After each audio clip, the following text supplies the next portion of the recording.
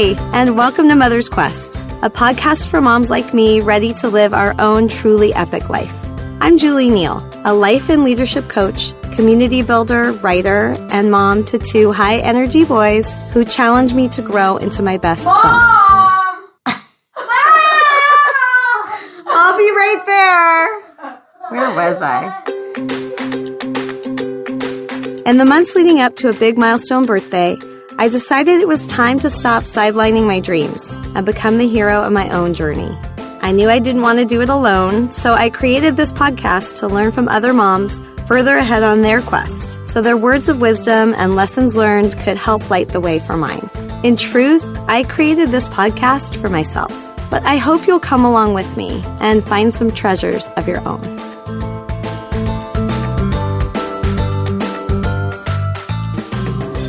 Hello and welcome to this very special episode number 18 of the Mother's Quest podcast with my very own son, Ryan Neale, who celebrated his 13th birthday on the day we recorded this. As I close the season, I've joked that it's impossible for me to pick a favorite episode because I love them all. But I do have to admit that this one has a special place in my heart. One of the greatest lessons I've learned is the importance of marking milestones and honoring endings so that you can thoughtfully open a new chapter. As Ryan approaches his bar mitzvah in April, becoming a Jewish adult and entering his teens, we decided we would spend a special day together, going on a milestone hike, and then recording an episode of the Mother's Quest podcast at a recording studio in San Francisco. It was a magical day of reflection, revelations for both of us, and a lot of laughter. And I'm honored to bring highlights of all of that to you through this episode. Before I share more about what you can expect, I want to make a quick announcement and welcome this week's dedication. First, I want to remind you that the season's coming to a close and will start up again in May. Please make sure you've subscribed, signed up for email updates at mothersquest.com, and joined the Facebook group so we can keep in touch, and you'll also get notified when the next episode comes out. Also, I decided to extend the deadline for your submissions to be featured in the finale through April 6th, and we'll release the finale later in April. So if you haven't yet called in and there's a moment from the season that made a difference for you, please go to mothersquest.com, look for the purple phone icon, and leave me a message with your name, favorite moment from the podcast, and how that moment impacted you. I would love to include your voice in the season finale. This week's dedication comes from Eric Newton, the host of a fantastic podcast on relationships called The Together Show, who graciously hosted me and Ryan at his studio in San Francisco. Ryan and I were so grateful and thought it would be lovely to give Eric an opportunity to provide this week's dedication. So here's Eric. I'm honored to dedicate this week's episode of the Mother's Quest podcast to my mom, Joan Grady. Mom taught me so many things, of course, but the one that's carried me through the most in life is simply introspection. You know, we're all just a messy bundle of fear-based contradictions, and Mom showed me how to unravel that bundle and get down to what really matters in life. Thanks, Mom. I love you more than I can say. It was amazing to me that Eric talked about his mother providing him space for introspection and also helping him unravel fear to get down to what matters. That's something I wanted to provide for Ryan through this milestone rite of passage.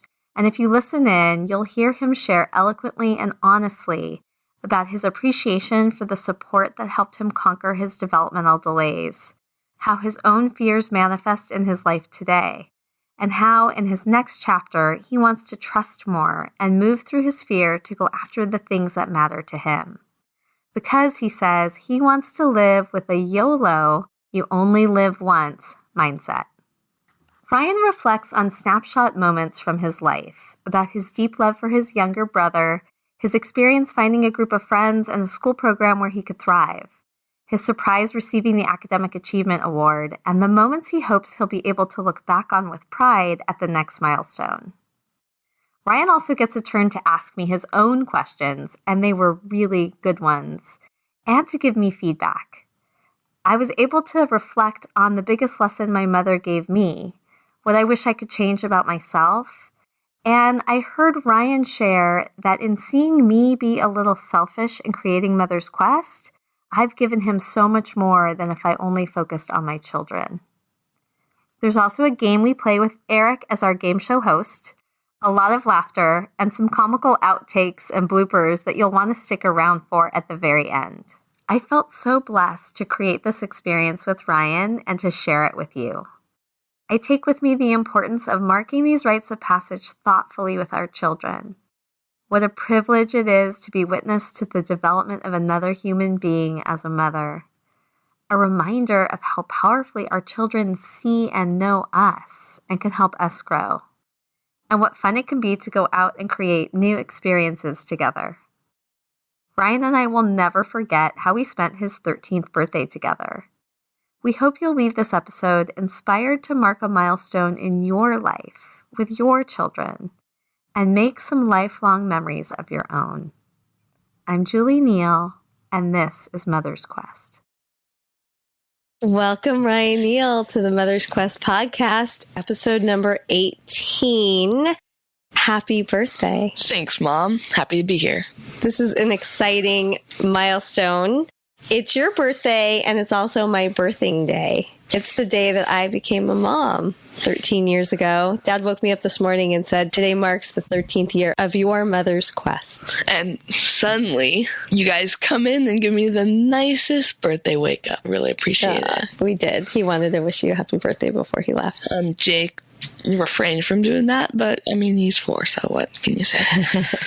So, I wanted to paint a little bit of a picture of what our day has been so far before we move into our joint interview. It's your birthday and a big one, and we decided that we wanted to mark this day. So I skipped school. I think that's the only reason why you really agreed to do all this, is so you could get out of school. But it was a bonus. It was the cherry on top. So the way that we've spent our day so far, we went on a Milestone hike. In the beautiful Laurelwood Park, 5 minutes away. It's perfect destination. Right near our house, but it has this really great walk up a hill with this beautiful view of the bay. And we used it as a chance to reflect. And then we had a picnic lunch, and then we came into San Francisco. It has been the most amazing day. It's so beautiful here today. My friends FaceTimed me from school. That was a nice surprise. And now we are in a recording studio doing, I feel very official. We've got our headphones on. And so I want to give a quick shout out to Eric of The Together Show. He has his own podcast called The Together Show. And he is graciously being our host in his studio so that we could record this together formally. And he's going to be coming on a little bit later. So we're going to start with the question that I ask all of my guests. And with each question I ask you, you always then have the opportunity to ask me the same question or a slightly different one. But the first question we always start with is, tell me a bit about your childhood and the impact that your mother has had on shaping you. Well, for the first couple years of my life, I've had many developmental delays that have hindered me for the beginning, and my parents, including my mom, have been just so supportive in making sure I got the help I need, that I could thrive and be me right now. If it weren't for their help, I don't know if I'd be in the same place. I definitely wouldn't have as high quality of life. I wouldn't have had much fun from day to day. I'm grateful for that. They've given me all the lessons I carry to today. They give me laughs. They make really bad, corny jokes that we can laugh at together. We spend time together, and we get mad at each other sometimes. Of course. But we're a family when we get mad at each other. We lovingly get triggered. Triggered is the big word among your friends these days. Everybody's always getting triggered. That and salty. And salty. Okay, so that was really nice. I'm already tearing. I have a feeling I'm going to be crying a few times during this interview. But I am curious, and you don't have to only say good things, but like what in particular do you feel like you've gotten from me about who you are? There's some bad things too, right? Some good things. You can't really look at yourself in the mirror the way other people do. You can't see yourself the way other people do. So with you and Dad and Jake, it's the closest I can get to seeing me, part of me. And like, I get to laugh at the things you do. I get to notice the things we have in common. I get to laugh at our differences. And it just makes me more aware of who I am, watching people like you and Dad and Jake acting out the other half of who I am, because I get half from you, half from Jake, and you guys each pitch in deciding how my genetics, how I am, how it gets expressed in the world. So What would you say are the two things that are most similar between you and me, a strength and an area of growth? I like how you worded area of growth. Strengths. We both have very strong wording. I'm talking about strength in vocabulary, how we express ourselves. We are both very avid readers. We both love to write and share our stories, whether real or in our heads. And that's the thing I'm so glad I have, because if I wasn't a writer, I definitely wouldn't be where I am today. It's one of my favorite things to do, just to go and sit on the couch with my laptop and type out whatever story is swirling inside my head. I get that gift from you. And my growth opportunity that I share with you. Should I pick one? Just pick one, because we could spend the whole interview talking about areas of growth. Yeah. All right. I have to say my biggest area of growth I share with you is, and if for whatever reason my dad is listening to this, you'll get a big laugh. It's probably sense of time. Yes. We are both very bad with time. I am late for school almost every day. Oh, goodness. Really sharing that. We're being honest. Remember? Yes. I'm late for school very often. I don't keep very good track of time. I tend to procrastinate. It's not that bad. On big projects, I'm pretty good, but it's the little homework assignments. I find I get home at 3. I have one small homework assignment that should take 30 minutes of my otherwise free day, and I end up being done at 8:30. I think that this is definitely something that I have helped shape that I'm not particularly proud of, and something I also really want to work on. We may get a little bit later. It was something I was reflecting on this morning on our hike, so we might get to that later. So, do you have a question for me about my mom? Yeah. Can you tell me something about Grandma that I don't know? Ooh, something that you don't know. I want to learn something I didn't know before. Something new about her. Let me think about that you don't know. I feel like you know a lot of things about her, but It's got to be something.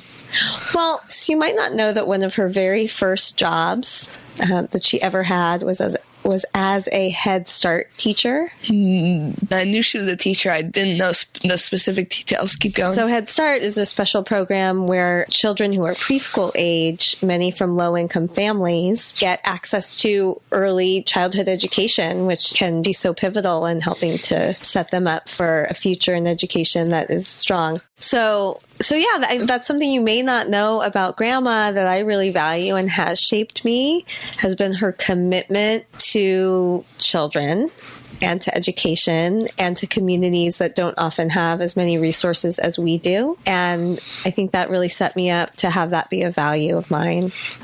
The other thing I wanted to say, which you might know this, but one of the biggest gifts that my mom gave me that shapes me and that I try to share with you often, and actually I was just telling Jake about this morning. Is it the, as a rule, a man's a fool when it's how you want it cool, when it's cool you want to always want it when it's not? No, although that's a good little Is it rhyme. Take away H in habit, you have a bit. Take away A, you have bit. If you take away the B, you still have it.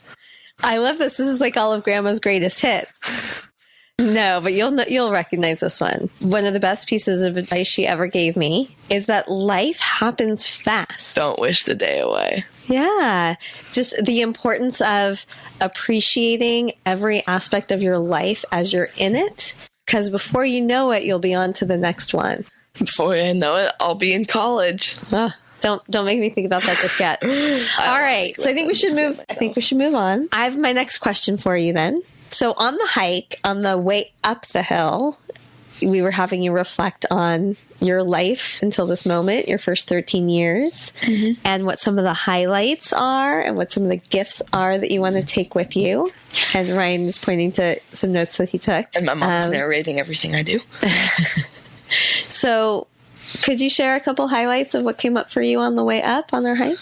I was thinking of my life in steps, because just like the steps up the hill, my entire life has all been in small steps. Each day is kind of like a step culminating in almost 4,000 days. I've almost lived 4,000 days of my life. It's hard to grasp sometimes. Wow. So I'd say a couple of my gifts. I am so lucky. I've had support in some of my developmental issues and delays when I was younger.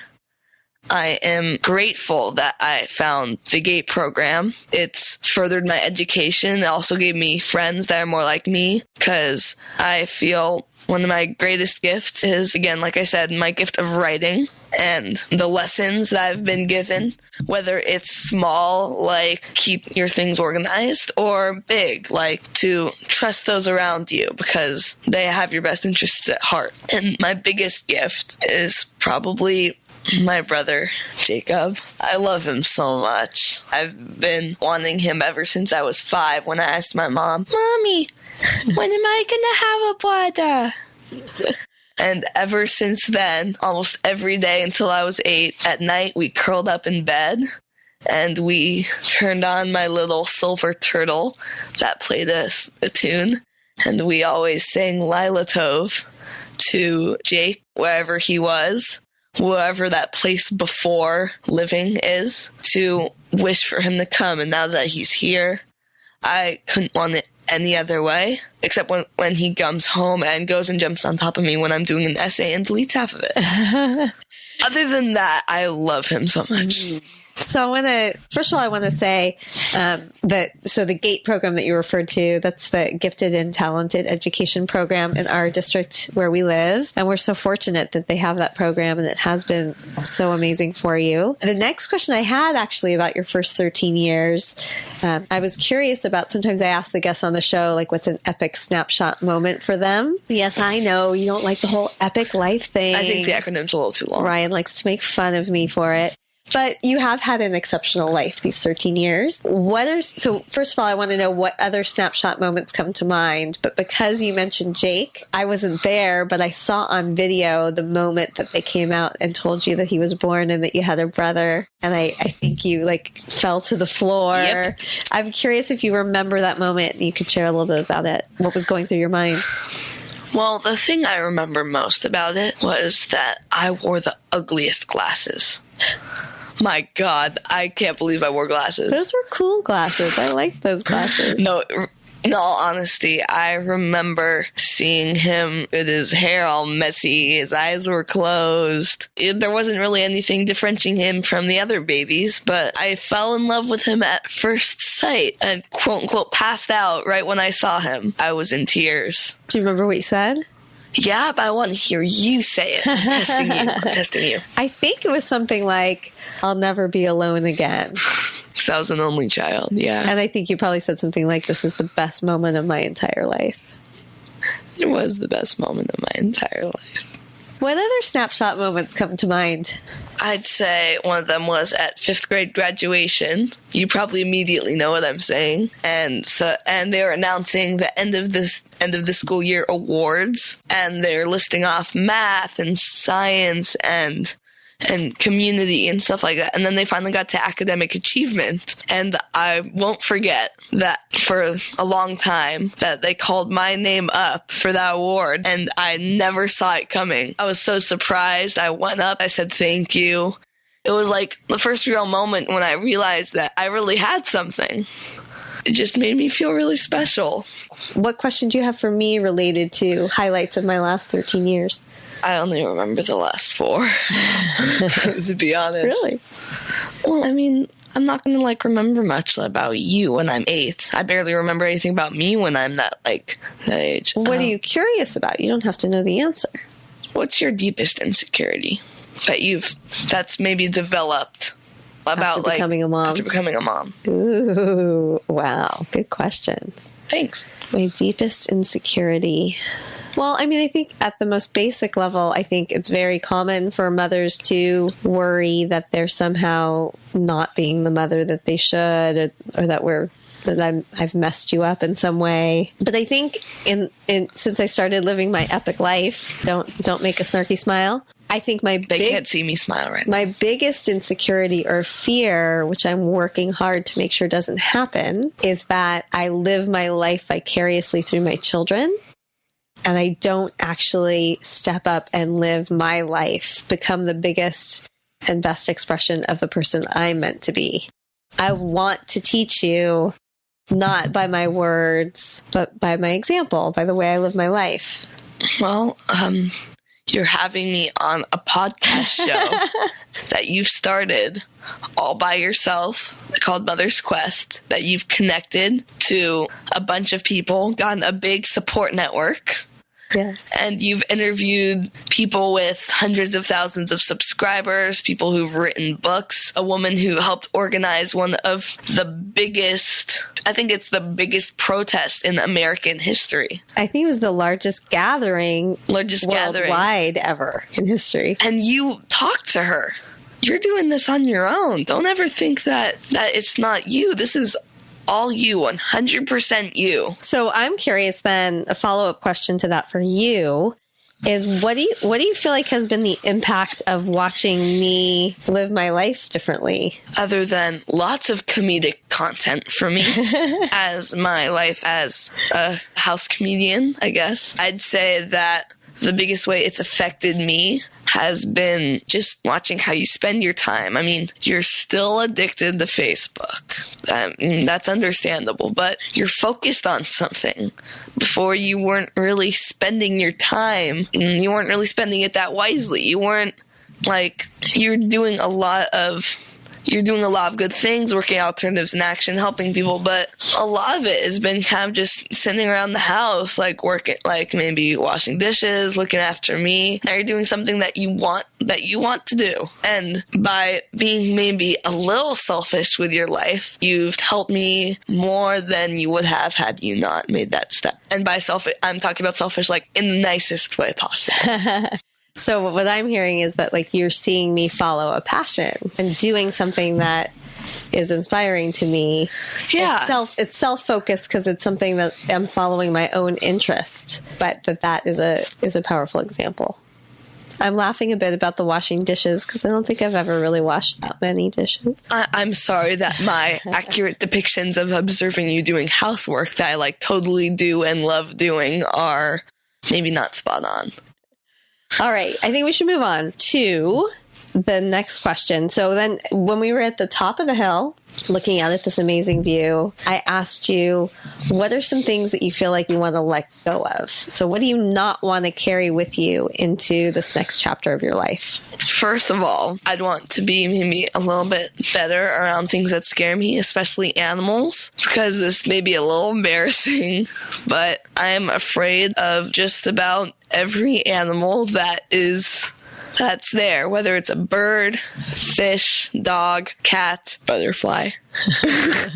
I maybe get a little spooked by it, and I think it's because of a lack of understanding. They're being unpredictable. I don't trust them. I don't know what they're going to do. So being around them scares me because I've lost control over what's going to happen. So I think maybe one of the things to let go is some control, so I could learn to trust that someone else can have control. It doesn't have to be me.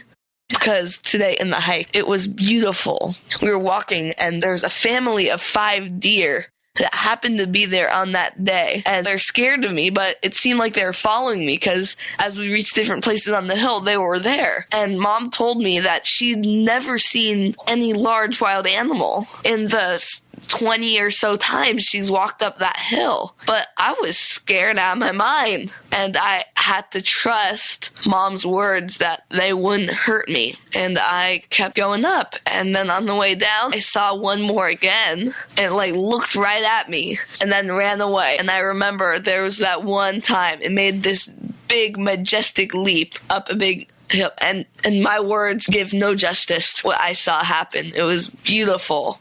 And I'm maybe it scares me, but I'm glad I saw those deer. It's a good sign, a good omen. I wouldn't say I'm especially superstitious, but it's not the worst thing that can happen when you're on a milestone hike, So one of the things that you like to make fun of me for, one of the many, is... It's not that many. So you like to make fun of me for the fact that when the 2 birds got trapped in the house, that I made all of this meaning out of it. I don't know if we should go there. It won't end well. So, but my question to you is, what meaning might you make of the deer on the hike today for you? You really went there. What will you look back and have that majestic leap represent for you? The majestic leap was more eye candy. Just something beautiful that I saw at that moment. But the deer being there, I don't know if I'd say it signifies anything. I don't want to take anything away from that moment, which was unique for me in my life. But just, again, the desire to be special. And it felt crazy that these 5 deer, not just one, a whole family was around when I was hiking. That, like Mom said, she's been on the hike 20 times, never seen them, and she's probably hiked on most times of the day. And I saw it. I saw 5 deer. It was surreal for me. It felt like they were giving me attention. It did feel like they were there for you. And they were beautiful and terrifying at the same time. They shouldn't be terrifying, but yes, most people would not be terrified of deer. But you explained it. I get why they are for you. It's real. If I had to pick something that it signifies, I probably would say that just because my fears are there doesn't mean I want to go away.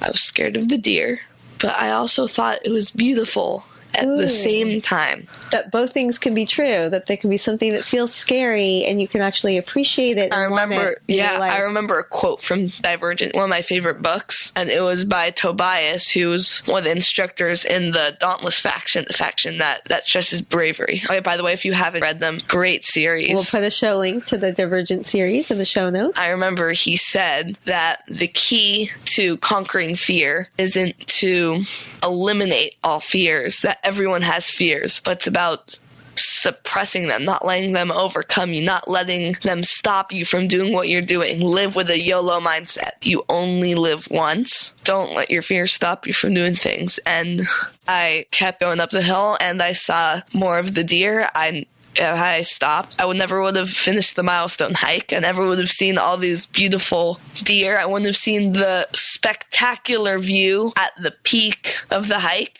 So I'm grateful. It's a great message. Yeah. One that I am taking into and working on for myself in my life. So do you have any questions for me about what I want to let go of moving forward? Do you have a unique twist? Unique twist. Are you curious about the same question for me or something slightly different? Probably slightly different. What do you got? What's the thing that you think you should let go of, but almost don't want to? Ooh. These are good questions, Ryan. Okay, first of all, I just want to name the thing I want to let go of because you referenced it earlier. I do really want to change my relationship with time because it adds to stress. There's no reason for us to be stressing out in the morning getting you to school or to, feel that we're worried that we're not getting to other things that matter on time and it's not respectful to other people and their time. And I don't like that it's teaching you and Jake bad habits. So it is a lifelong problem of mine, and I really want to leave it behind as we move into this next chapter of my motherhood journey. But the question that you asked, which is so interesting, the other thing I was thinking about walking up the hill, which ties to my time in the morning, is that I would like to become more of a morning person. I would like to have more of a morning ritual, have more time and space between when I wake up and when I need to get you and Jake ready for school. And that starts with going to bed in the same day you woke up. Exactly. But what is hard about that for me, you asked what am I kind of not want to let go of, that I'm a night owl. And there's something about being a night owl that feels very much like who I am. I think you're coming at this all wrong. Tell me what you think. It's not a bad thing to be a night owl. I mean, you have a certain amount of time each day, and you're talking about things that you would be doing. You'd be better track of time if you did things in the morning rather than at night. But I've noticed that being up at night, it's no different than being up in the morning. It's still time. It's just when you're closer to a deadline, you work at it harder than when it's not.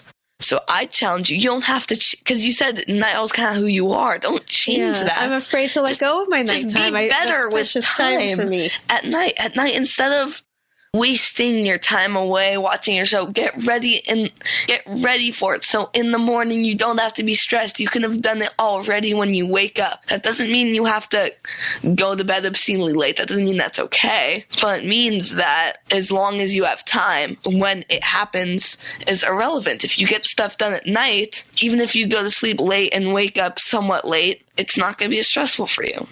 All right. So what I take away from that, which I could do, is I think you and Jake end up going to bed late because I'm still like getting Jake. If this leads to me going to bed earlier, I am not listening to it. Jake gets his bath late. Jake has like some supplements I give him, and I always wait until the last minute to give him those. And then, if it's a math equation, I know you don't like to think. Let's say when I get home from school, I have from, let's say, 3 to 9 to do whatever I have. That's 6 hours. And I can subtract of that to different things I do. And I'd rather subtract 3 hours immediately of my stuff and then 3 hours later than doing the stuff I like to do right away and then having the nitty-gritty annoying stuff later. Just distribute your time better. So what my takeaway from this part of our conversation for me is to be more focused, to get the things I know I have to do done earlier, because that will set me up for more potential ability to have the morning I want. Could you help me with that? Yes. Can you help me with what I need help with, which is the similar problem? To be fair, I'm not as bad with time as you are, no offense, but I still struggle with it. So I'd like your help with me on that too. Like an exchange, we both help each other with it and stuff. That sounds good. I think that we both get distracted by our various screens. And if we said in the evening that between like 6 and 8:30, that's the problem. What? You're doing it late. Wow, we have earlier. Do earlier. I mean, I'd rather watch TV like later and have the no phone time in the beginning than have the no phone time in the evening. Okay. Because even though it's healthy, it still means you're going to be doing what you need to do. So earlier in the evening. day. So the next question I have for you, and then actually we have to get ready to invite Eric, our host, back. So then at the top, you symbolically let go of what you didn't want to carry forward. So on the way down, we started to talk about what you want your next chapter to be, what you want to see happen in your life and to focus on for yourself. What were some highlights of that? To be honest, my experience of the walk down was mostly silent. I just remembered talking about in 7 years when I reach 20, when I'm no longer a teenager, I'd want to have another milestone hike and have similar experience. And we'd be looking back on the last 7 years from today on. I remember that I said I would be looking forward to that time when I'd be looking back. I'm like, oh, remember when I said I can't wait for 7 years later? Wow, that's such a long time. I just love how that gave me a perception of time, not as in like, you're running out of time, you have too much time, but time is in the consistent, intangible flow of life. But there were also some interesting things you said on the way down about how you wanted to live your life. Maybe it was connected to the YOLO. I wanted to not let fears, like before with the animals, get in my way. I want to apply for that hard class. I want to go out and make new friends. I want to be able to do things I've never done, like play for that team, ask that girl out, go to that crazy movie I don't want to see, that like the scary movie. Like, just don't let things stop you. Yeah. Because what's the worst that could happen if I tried out for a team and I didn't make it? I'm not worse off, you know? Because there's someone I know who wanted to try out for high school soccer, but she was afraid that she wouldn't make it, and eventually she didn't try out, and I thought, that doesn't make much sense, because I don't remember who said it, but they said you miss 100% of the shots you don't take. If she tried out, there's a chance, I don't know if it's big or small, but there's a chance she could make it. By not trying out, she made her chances become 0. Right. So I think that I've learned from that. Try things, you know? You don't want to not do something and then wish you'd done it. Because, again, time is beautiful in that you only have so much of it, and you only have certain things to fill your time up with. And for example, later in life, when I'm 30, 30. I can't try out for that team. I wish I tried out again, because that's not how time works. Yeah, it kind of brings it all back to grandma's perspective about being fully present at that time in your life and taking the opportunities that are relevant in that time, because you won't have it again. Yeah. Cool. What's your question for me? What's your deepest regret? Ooh. Every question you ask me, I'm like, I don't know the answer to that question. I think I'm really fortunate that I don't feel like I have a lot of regrets. Nothing is coming to my mind at all right now. I think, well, let me say this. I think, if there is a regret at all, it has been, but I don't think it is, because I'm here where I am now. A regret would have been if I continued to have what I call like the whispers of things I want to do. I honestly, I just don't feel like I have any regrets, because I feel like I've started to move into the life I want to live. You know what? The regret would have been continuing not to take action, because the idea of Mother's Quest has been with me for years. So I could look back and say, well, I regret that I didn't take action on any of those things sooner, except that I feel like I'm exactly where I should be right now.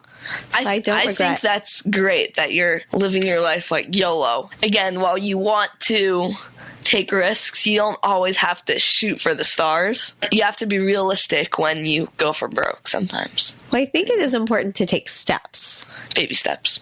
To just keep moving forward towards... Just keep swimming, swimming, just keep swimming. I think that we're getting towards the end. Do you think we should call Eric in? I think maybe we should call Eric. So we're going to take a momentary break here and bring back Eric, whose studio this is, because he's going to help us with this last little part, which Ryan said was a surprise. So we'll tell you in a few moments. This will be an editing break, and You'll we'll be right back in 3, 2, 1, go. So we're going to play a game now that Ryan really wanted to do as part of this podcast experience called Generation Gap. It comes from UCLA's Family Camp Bruin Woods, where we go every summer. And it should be interesting and a lot of fun. Ryan and I have made a bit of a bet that whichever one of us gets more points, meaning we may know the other one slightly better, buys the other person frozen yogurt from our favorite yogurt shop nearby, and within reason they can get whatever toppings they want. Oh, I hadn't agreed to whatever that. I said that before. Oh, I missed that. All right, game on. All right, ladies and gentlemen, welcome to Generation Gap. The Eric? prize is yogurt, 1 point for every correct answer, and here is your first question. Every athlete in the world should blank. Now, each of you answer this question. Now, remember that you're answering for the other person. Every athlete in the world So what should I think Ryan would write. blank what you think Ryan would write. And Ryan, what I would actually think. you have to put that in parentheses so that we know if she's right. So the question is, every athlete in the world should blank, and you're going to answer what you think your mom would say, and she's going to answer what she thinks you would say. Every athlete in the world should blank. Oh, he wrote a lot. I have it. You guys are making this hard for each other, I can tell. All right, so you tell me what you think I would say. Okay, I wrote that you would say make millions. Every athlete in the world should make millions. I said keep body healthy. For what you thought I would say. No, for what I would say. Oh, wow. Every athlete in the world should keep their body healthy. Come on, injuries. I like that. Come on. I had something like that, and I wrote hydrate. Does that Wait, I count? thought Well- you'd say practice. Okay, but premature mom, what did you think your mom I would thought say? she would say practice, because she's always getting on me for not playing basketball outside enough. Okay, well, I think each of you gets a half point for this one because you were on the same page with keeping your bodies healthy and hydrating, but you didn't get each other completely right. Now we're going to try one more my way, and you'll tell me if you like it. Okay. Okay, question number 2. When I turned 13, the coolest video game in the world was. Now each of you is going to answer that, and you got to think back. What would it have been when she was Were 13? there video games back then? Did she play video games back It wasn't the then? Dark Ages. I think this will be easier for mom than for me. because video games are much more mainstream. We'll see. So. Think Atari. Have you seen the Atari throwbacks? Those are a thing. No, I haven't. You mean like a console or a specific game? Think of all of those awesome Specific game. 80s style video games that were produced by Atari. So, Mom, we'll have her go first. Okay. Maybe she's going to. When Ryan turns 13 today, what is the coolest video game? Well, I'll say that. I don't know the exact name, but the Star Wars one that you like to play. Now, don't tell her if she was right yet. All right, Ryan. When you were 13, I thought the best video game you thought, and don't get mad at me for this if it's way earlier, but Pac-Man. I wrote down Miss Pac-Man because that was the only thing I can remember. That's totally. So Miss you- Pac-Man, same thing. Yes, Same that's worth thing. a point. Oh my god, I did not think I get that. All right, Wow. Hold on, I got to write down my point scores here. Ryan gets, so that we're at 0.5. You each got 0.5 for, and now 1 point for this. And Mom, what did you say? Was she right about I the Star said Wars? Star I one? said Pokemon. I was thinking that too. I was thinking Star Wars, but I'm like, to be perfectly honest, right now Pokemon's my favorite thing, and I just started playing the Star Wars game maybe for the first time in a while yesterday. So I wanted to be honest. I didn't want to make it tricky, but it worked reverse. Huh. Pokemon. I think the way you're doing is actually kind of fun. You like this? We'll continue this way? Yeah, I kind of like it. All right. You, Mom? I do. Okay. All right. Question number 3. Right now, I'm totally in love with blank. Is it a person? It's whatever she's the most in love with. Could be a person. I think I know. We're probably both going to get this right. All right. Who did we start with last time? I think Mom went first, right? All right, so All right, do Ryan. I go first? Yeah. Right now, I think you are most in love with Facebook. I was going to write that, but I chose not to. And I wrote Mother's Quest. That was the other one I was thinking. Of course. It's your podcast, Mom. And for you, I wrote Pokemon. I wrote Jake. Oh, And so sweet. if it wasn't Jake, I'd be going back and forth between Pokemon and Star Wars. Those are my two things. Is that your little brother? Yeah. Ah, that's really sweet. That was I hate sweet. to not give you a point for a sweet answer, but I can't give you a can't point. give me- If you did, I'd be mad. All right, Yeah, he's so a stickler for the rules. we're at 1.5 points for Ryan and 0.5 for Mom. Do you have any deep questions to throw our way? Although Ryan turned that one into a deep one. Yogurt. I'll work on a deep one. Yogurt. Okay, If we're having fun, can we maybe do a couple more? sure. Because we can always edit them out, but this is fun for us. You know?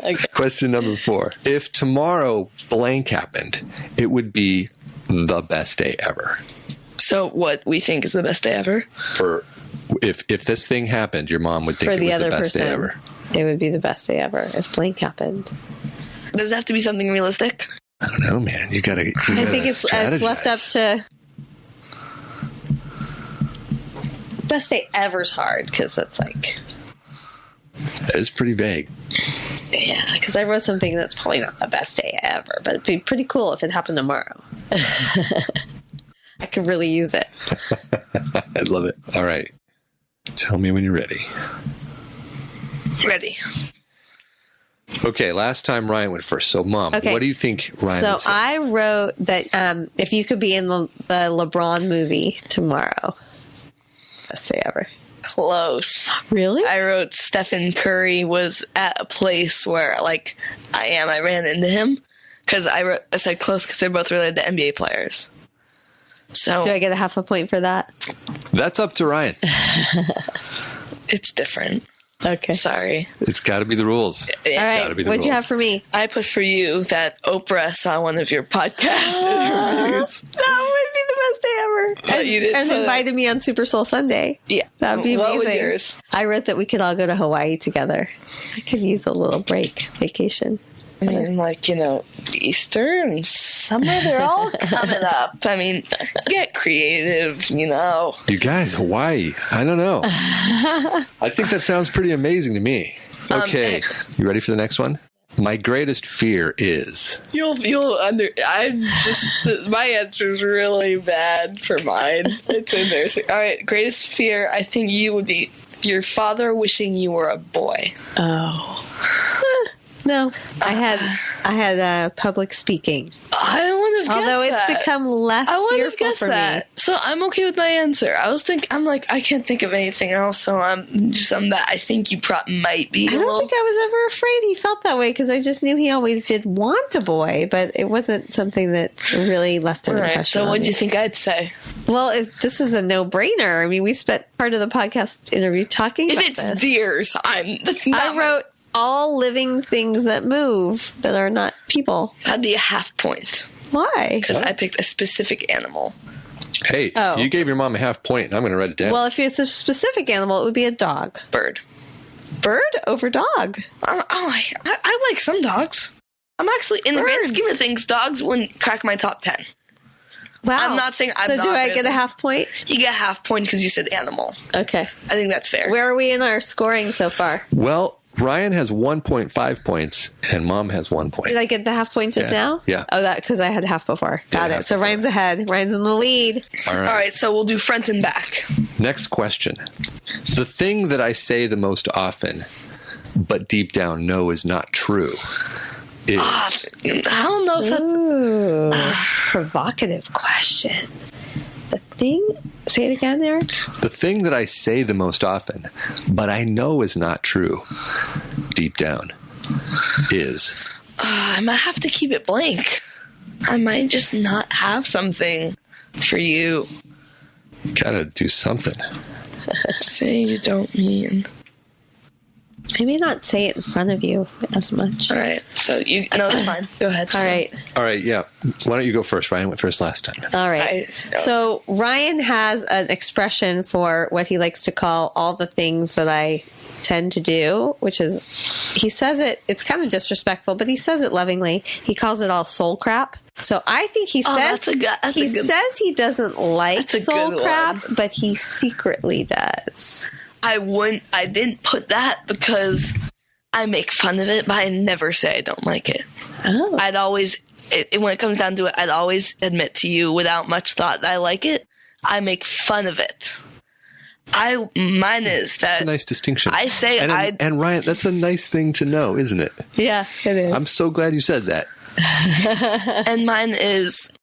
I say I don't care what people think of me. And a lot of it's convincing myself that. I don't think it's like crippling. I've dealt with it pretty well. I'm pretty secure with who I am, but overall I do care a decent amount what people think. It's something I deal with from time to time. That's interesting. Now, what's your prediction about your mother? Oh, yeah. I think the thing you say you don't mean is, it's actually from recent. You say you have no regrets. I think if you really thought about it, there's bound to be something. Because everyone lives their life differently, so there's always something. What would you say? Well, I think there's a difference between when you look back, I was maybe stuck. doing That was a something poll. differently, and feeling regret, which feels like a negative, not very productive. I'm sorry, that was a poll. I honestly had nothing, because... You don't really have that many like mantras or stuff. Well, here's what I said, but I realize you might not hear me say it, but I do say it. I wrote, I'm a bad mom. I was thinking that. I was thinking you say, no, I was thinking the opposite. I was thinking like similar, like you can try to convince yourself you're a good mom, but deep down you feel you have doubts. That's probably true too. You're not a perfect mom, but you're a good mom. I wouldn't want another mom. Thank you. Now, see, unless you're better, if you're better at basketball, that would be cool. If you're better at math, refresh me. Was that? Those were both deep, but nobody got a point. No one right? got a point. Okay, but we were both winners. Definitely. Okay, Mom. Next question. You ready? Okay. If I could take back one thing that I did last year, it would be blank. These questions are These great. are hard. I can't Do you like them? think of one for me. I can't think of one for me either. Well, we could expand it to something that you said. You hadn't said. No, I'm thinking of said too. I'm thinking of just anything or said. Do you want to take a pass on this one? If you do, you lose half a point. Well, I have one for Ryan. I just can't think of one. I have one for Mom. Here, I'm just gonna go. Maybe let's say we both get a point. Let's say we both thought it for the other person, and we both get a point. No, Mom. Here, I'm gonna go on broke in the next 10 seconds. I'm gonna write something down. Something. Oh, okay. I have one. This is the one I wrote down. I don't think it's a very deep regret, but something like, thinking back on it, I probably want it back, but it's not like something that would really have that much impact. So what I thought Mom would say, time lost, like time you spent on like Facebook or TV or something. That's what I'd say. What was That's yours? pretty good.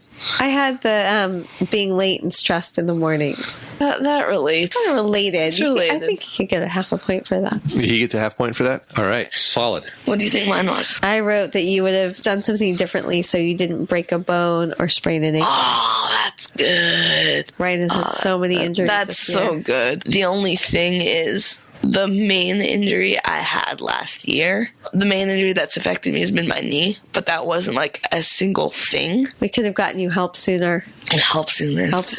That could be a regret. I'll give you a half point because it's something I didn't think of. Sold. I should have. Mine is procrastinating on my SI application. And like I said, it's not something that like deeply plagues me. I'm like, if I have to think about it, maybe I shouldn't have left it to that much last minute. But it's not that big of a deal. Yeah. So that's the Sports Illustrated kid reporter application that Ryan has applied for. That hopefully he will get. Yeah, good And luck he'll be on that. doing more broadcasting like this. All right, folks, 2 more questions. You ready?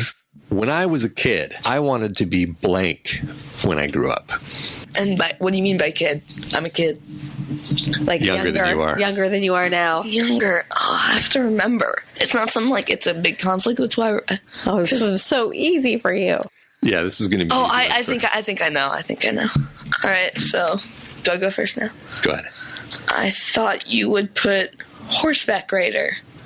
Very close. I said a horse trainer.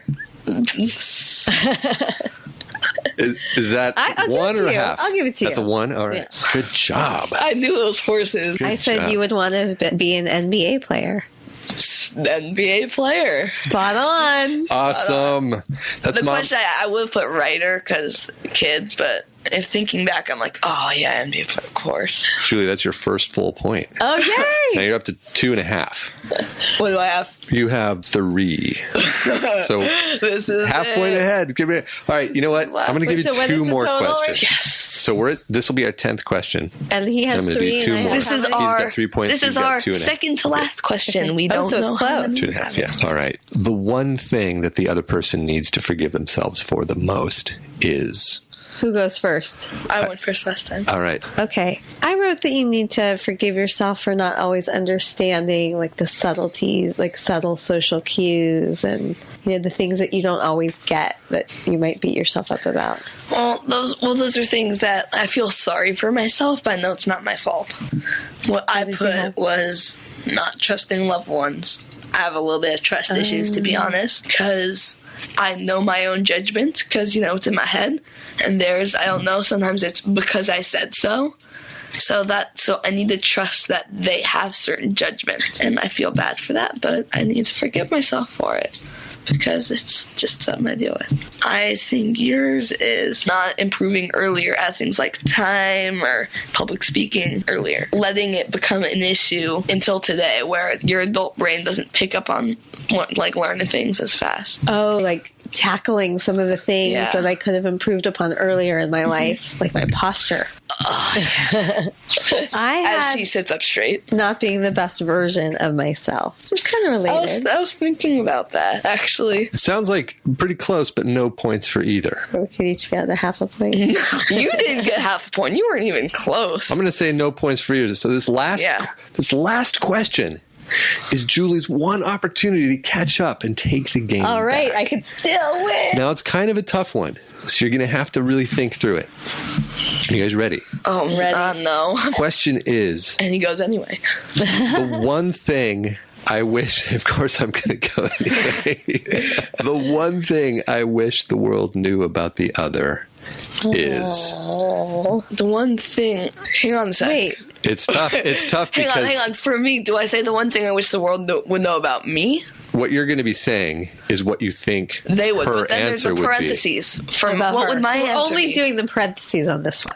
You're doing both. Because it has to be, it's only good if it's both abstract and the truth. That's what we'll be revealing here. So basically, I'm saying what I think that people should know about her, and I'm saying what I think people should know about me. Yes, you're saying both of those things. But what he But- thinks, I think. Right. It's what She thinks the world should know about you. So it's not just what you think the world should know about you, because that's not as interesting. All right, now your mom went first last time, so Ryan, you go first this time. I think you think the world should know that you're not perfect, that you are flawed. I like that. I think people should know that you care deeply about our values, that you make sure that we know what's going on in the world, that you make sure we grow up with knowing what's right. So you answer. So you give me. Okay. I wrote that people should know that I'm powerful, because I could be kind of seen as little or young, or I could be dismissed, but I think I'm I see you as force little. to be reckoned with. I also see you as middle-aged. Middle. You're not true. You're not old. You're not particularly young. But you don't experience me as youngish seeming, just in my demeanor. Yes, I do. So I think because of that, I'm the youngest sister, kind of small. I could be dismissed, but I think I'm actually a force to be reckoned with. I'm glad to know that about you. All right. So what do you think I think people should know about me? I thought you thought people should know that I'm actually kind of funny. But maybe you don't think I'm funny. I thought that you'd think that you're not perfect. That was a good one. So what I think people should know about me, is that one of the ones that I'm supposed to? No, but she needs to start it. Should I say Oh, it? yeah. A lot of people do think this about you, but I also think that some people don't realize that that you really are just such a great kid. Like, you're just such a great person, and that you're really wonderful to be around. Some people don't experience you that way, but I wish that they could all experience you the way I do. That's similar to mine. What I was thinking is I kind of have a little split persona. I have home me and school me. School me is maybe a little bit sensitive to what people think, a little bit cautious, and maybe a little not comfortable around others sometimes. And what I call home me is like when I'm texting with friends or when I have friends over, just one-on-ones. I let everything go. I'm more fun to be around. I'm looser. You're more comfortable with yourself. More comfortable. And what I wish people know about me is that the way I am at school isn't how I really am. Mm-hmm. It's just how my insecurities are reflected. Thanks for letting me host the game. I have a dilemma here. This is Generation Gap, like, super deep version. Hang on a sec. I have a dilemma here. Do I give you a half a point on that or not? Because if I do, then we'd have to have an extra round to decide who buys each other yogurt. I think I should get a half a point for that. I was pretty on target. Let me ask you this question. Do you want an extra round or not? Why do we have to do an extra round? Because you'll be tied. Okay, of course, let's do the tiebreaker round. All right, then. All right. So we're tied. Oh, and can you make this one a little simpler? Yeah, maybe a little. Let me see if I have any simple ones right now. We're tied at 3 points. It hurts my brain. My favorite flavor of yogurt. Plus topping. Oh, yeah. Okay. I know what hers is. It's too easy. You may not get it exactly right. I'm saying I guarantee Mom's going to get exactly what mine is. I have to guess what I think hers is. Because if she gets this, she wins. And I have to buy her yogurt. I think I got it. So what's the answer? So all right. You go first. Okay. I have that you would want berry sorbet with gummy worms, gummy bears, and carob chips. Oh my God. I thought you'd be right, but you're wrong. It's strawberry lemonade sorbet. Oh, come on. Mom, how could you miss that? Almost exactly the same thing. It's completely different. Don't you remember that Yogurtland when I'm was all triggered because they ran out of strawberry lemonade yogurt? And you know how I love get the lemonade? Toppings exactly right? No. You said carob chips, but you also did the other half point maybe. I think I should get a half point because I got the sorbet and I got the gummies and carob chips. All right. Well, you didn't get gummies. You don't like gummies? You always put gummies on. I haven't put them recently. Really? All right. You guys are tied, so that's a half point. So we'll see. I thought you put pistachio or peanut, and carrot chips. You get a half a point too. So I said coconut and pistachio. I like to do both with carrot chips. Point. Do we have to do it? You guys remain tied at the end of the game. We have to have one more round. I think super easy. Easy, yeah. Give me an example. How about favorite food? All right, here we go. Okay. Favorite food. Favorite food of all time? All right. I've lost. I know I have, because you know exactly. But you know what? I just want to point something out. So far, every time he said he's lost is when he gets points. Interesting. All right. I think your favorite food is Caesar salad. No. I knew it. I've got baby back ribs for you.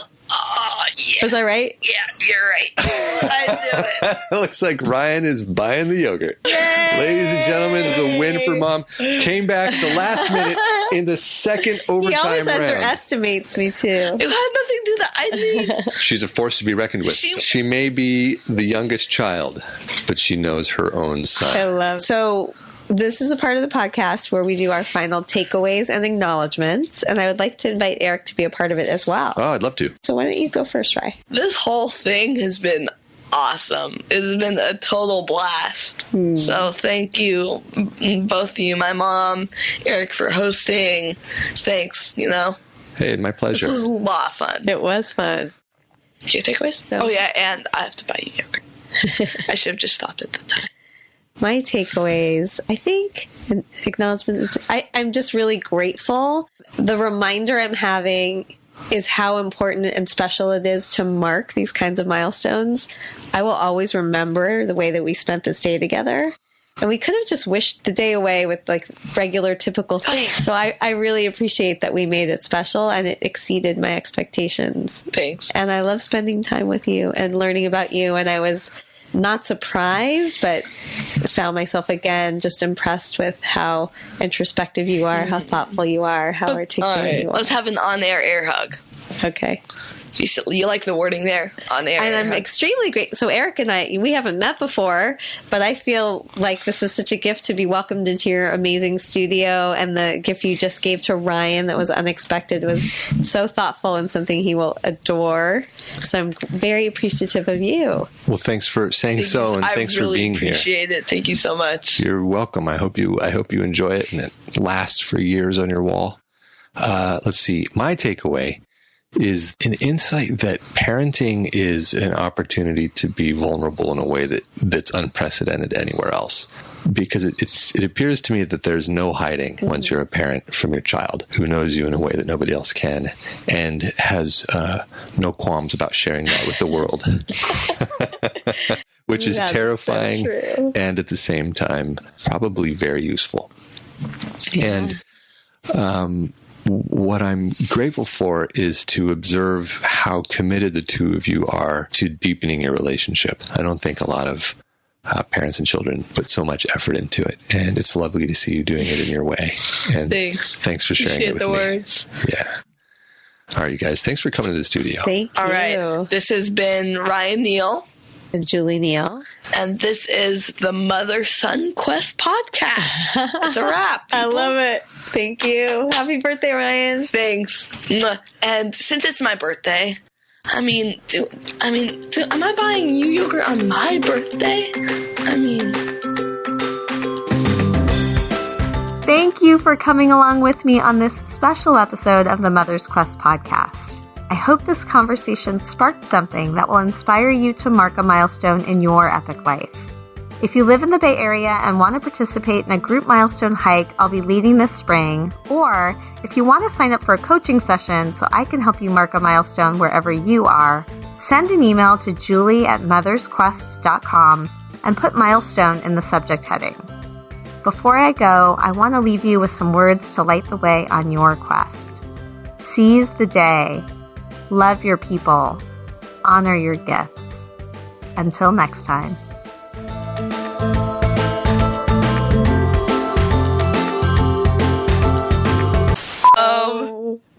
Wait for me to come home. Wait for... A life-size commemorative poster of the Golden State Warriors winning the championship. What? I would open it, but that would make putting it in the trunk a lot harder. They don't want to destroy it. I hear it's pretty cool. I've never seen it, but happy Wow. Thank you so much. You're welcome. Benefits of being at a sports network. I'd give you a, pat on the back or a hug or something, but the mic, stuff. We can do it later. Later. The exact same time of day. Sorry. Oh, goodness. Okay, you're going to want to... H in habit, you have a bit. Take away A, you have bit.